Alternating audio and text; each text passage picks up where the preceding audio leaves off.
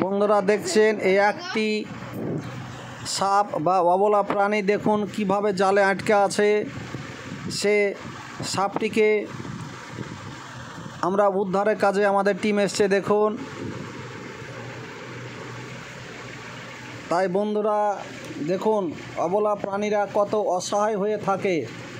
তাই আপনারা যদি এইভাবে জালে বা যে কোনো জায়গায় বিপদগ্রস্ত হয়ে থাকে সাপ বা যে কোনো ধরনের বন্যপ্রাণী, তাহলে আমাদের স্ক্রিনে দেওয়া নাম্বারে আপনারা যোগাযোগ করুন। চ্যানেলটি হচ্ছে আপনাদের, আমি ডাক্তার ফকির আসারুল হক কাদরি। আপনাদের সাধ্যমতো যতটুকু পারিব গিয়ে আপনাদের সে সমস্ত প্রাণীকে উদ্ধার করলে, সে যদি ক্ষত বিক্ষত কোনো অসুস্থ থাকে তাহলে তার চিকিৎসা দেওয়ার পরে তাদেরকে সুষ্ঠু পরিবেশে ছেড়ে দেওয়া হবে। তাই বন্ধুরা,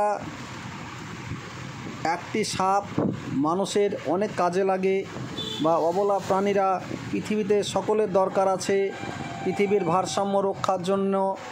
তাই বন্ধুরা, যন্ত্রতন্ত্র সেখানে এ ধরনের জাল বা নেট বা মাছ ধরা জাল এইভাবে আপনারা ফেলে রাখবেন না। যদি আপনাদের ব্যবহার অযোগ্য হয়ে যায় তাহলে এই নেটগুলোকে আপনারা আগুন দিয়ে পুড়িয়ে দিবেন। তাহলে এই ভয়ঙ্কর সুন্দর এই প্রাণীদেরকে এইভাবে অকালে মরতে হবে না।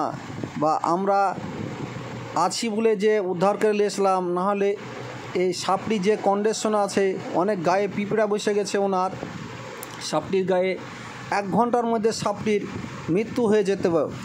তাই বন্ধুরা, আমাদেরকে সঙ্গে ফোন করার পরে গিয়ে আমরা সাপটিকে উদ্ধার করে নিয়ে আসার চেষ্টা করছি। তাই দেখুন কতটা সময় লাগে এই জিনিসগুলো, এই সাপটিকে উদ্ধার করতে। তাই বন্ধুরা, যদি আপনাদের কোনো সাপে যদি কামড় দেয়, যে কোনো সাপে যদি সন্দেহ হয়ে থাকে, তাহলে আপনারা কোনো ওঝা গুণী কবিরাজ তান্ত্রিকের কাছে যাবেন না। আপনারা সোজা একদম সরকারি হসপিটালে চলে যাবেন। সরকারি হসপিটালই আপনাকে বাঁচিয়ে তুলতে পারে, এটা 100% ভরসা। তাই বলে বন্ধুরা কোনো ওঝা গুণীর কাছে যাবেন না।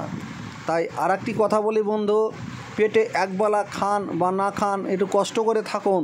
ছেলে মেয়েদেরকে স্কুলে পাঠান আপনারা, অবশ্যই আপনাদের ছেলেমেয়েরাই ভবিষ্যৎ হবে। তাই বন্ধুরা, এই বলে আমার বক্তব্যটা শেষ করছি। সতর্কমূলক ভিডিও, তাই ভিডিওটা যদি ভালো লাগে আপনারা চ্যানেলটিকে সাবস্ক্রাইব করুন, লাইক দেন, শেয়ার করুন।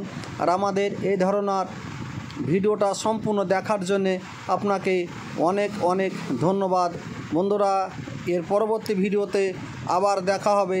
তাই জয় হিন্দ, বন্দে মাতারাম।